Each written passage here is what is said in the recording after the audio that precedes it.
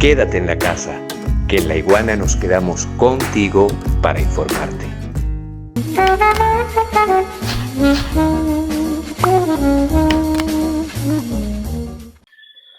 Ahora, estas afrentas contra Venezuela no son nuevas.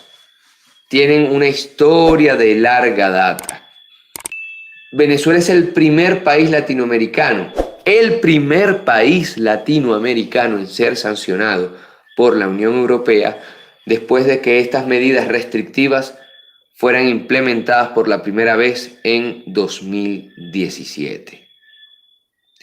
La Unión Europea, oído al tambor, sigue los pasos de Estados Unidos, que el 5 de junio impuso medidas unilaterales contra 3 diputados de la Asamblea Nacional por tomar el control, así dijeron, del órgano legislativo de Venezuela. Entre ellos estaba Luis Parra. La decisión en cuestión, aunque afecta únicamente a funcionarios, constituye sin duda alguna una omisión a la exhortación de la relatora especial de la Organización de las Naciones Unidas, Aliona Duhan, quien en abril llamó a suspender todas las acciones, todas las sanciones unilaterales que impiden a los estados sancionados enfrentar la pandemia. Se hizo caso omiso a esto y precisamente una de las zonas, uno de los epicentros de la pandemia, estoy hablando yo de Europa, una de las regiones con mayor número de infectados y fallecidos, no se le ocurre otra cosa que adelantar sanciones en medio de esta pandemia. Ahora.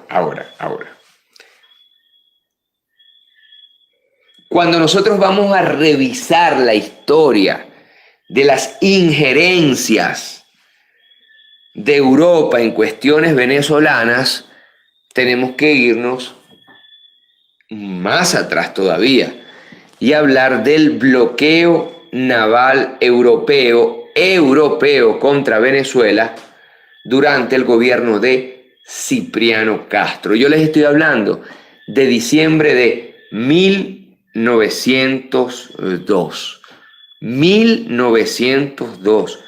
Esto no es nuevo. En 1902, una veintena de buques de Alemania, Inglaterra, Holanda, Bélgica e Italia aplicaron un bloqueo naval durante 2 meses contra Venezuela.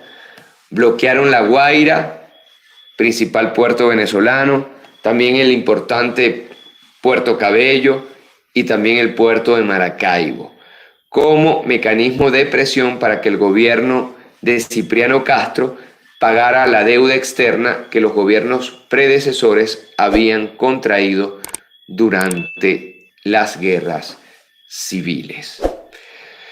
Castro se había negado a pagar los abultados empréstitos y esto alertó a las potencias que comenzaron a financiar caudillos regionales, lo que dio origen a la Revolución Libertadora liderada por el banquero Manuel Antonio Matos y apoyada por la New York and Bermúdez Company, que era la transnacional petrolera que manejaba los hidrocarburos del país.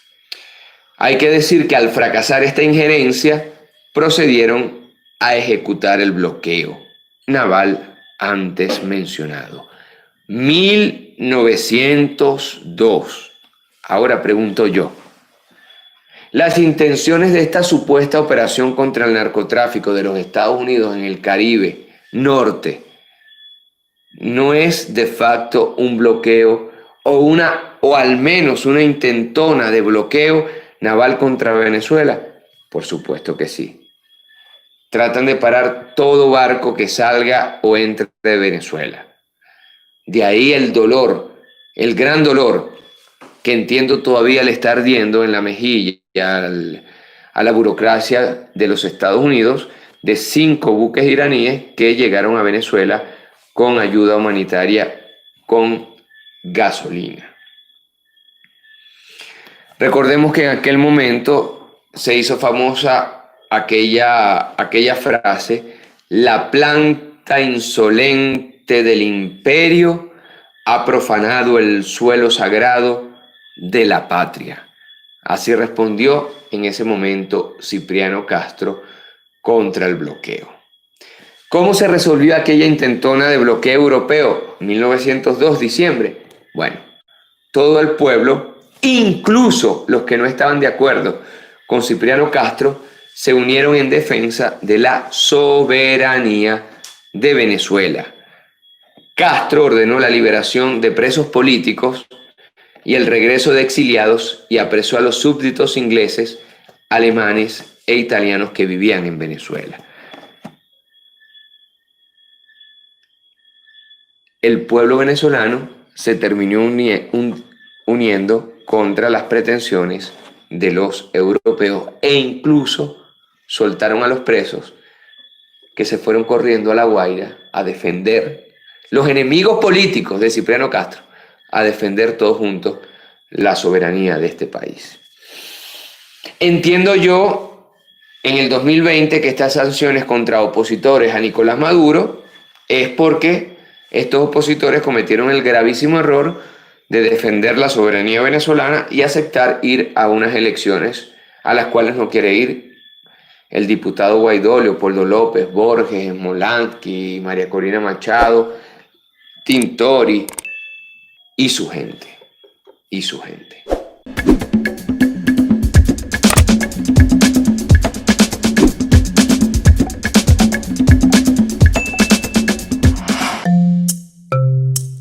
Laiguana.tv, la verdad hecha tendencia.